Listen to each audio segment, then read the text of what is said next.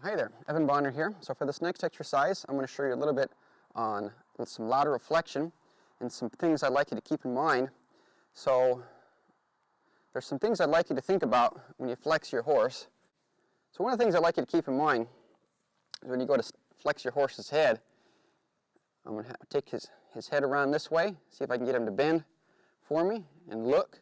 But that's really what I'm trying to get accomplished. See how he looks out there? Find something interesting for him to look at, and I ask him to bend his head. Now just take that head around just a few inches at a time, just like that. You see, I don't rip that head around, I don't bump on his head, nothing like that. I'm trying to get him to follow this feel.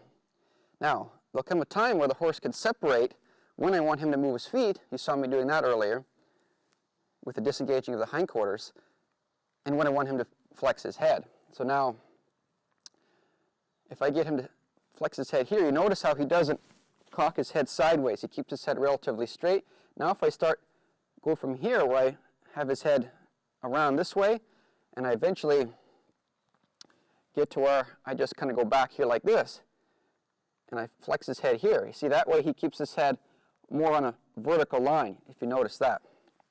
I'll try that on the other side. I'll go here. I start with my hand kind of out. You can keep your hand on the saddle horn for balance. Good. He flexes his head this way and just reaches. That's really what I want to see. Is I want to see that horse reaching for me.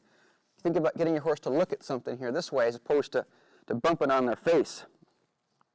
This is going to increase your horse's softness, their lightness. Is that horse thinking about following your feel, or is that horse tight through their body? Good. And like I said, there'll come a time where the horse will separate when you want them to bend their head versus when you want them to move their feet. There we go. Now, once you can do that with your hand wide, you'll come in here.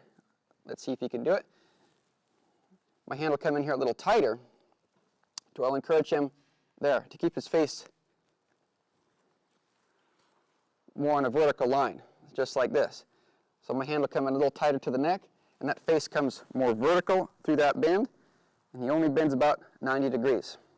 So, get to working on that with your horse.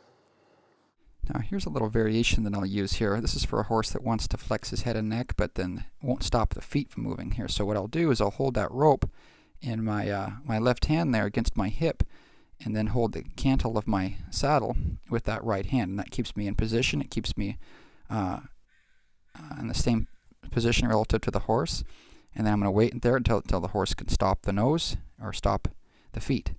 There we go, and stand with that head bent around to the side. I'll do the same thing the other way.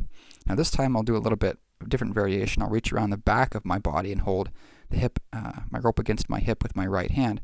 This is for a horse that wants to just back up. So this helps the horse move forward with those feet. There we go. See how I pick up right there? The horse can learn to flex the head without moving the feet. If the feet move, I keep my hand on that cantle and hold until the horse could stand with his head bent around to the side, just like that.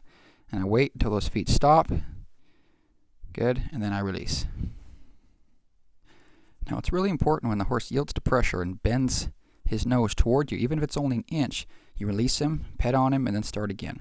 When he flexes laterally, he should also break at the pull and keeping the bridge of his nose on a vertical line. If your horse resists the bend to flex, don't pull on the halter rope or jerk the halter rope. Just be sure just to hold and wait. So don't be jerking on that rope now. You keep on building on this until the horse will bend his head about 90 degrees both ways. And make sure you do this on both sides. Your horse can learn to separate if you want him to only flex from side to side or flex and move his feet. So now you can ask him to bend his head and move his hindquarters. Then bend is now connected to his neck and feet and to his hindquarters. Although you've taught your horse to flex his neck without moving his feet, the reason to bend your horse's head and neck is to gain control and the direction of the feet.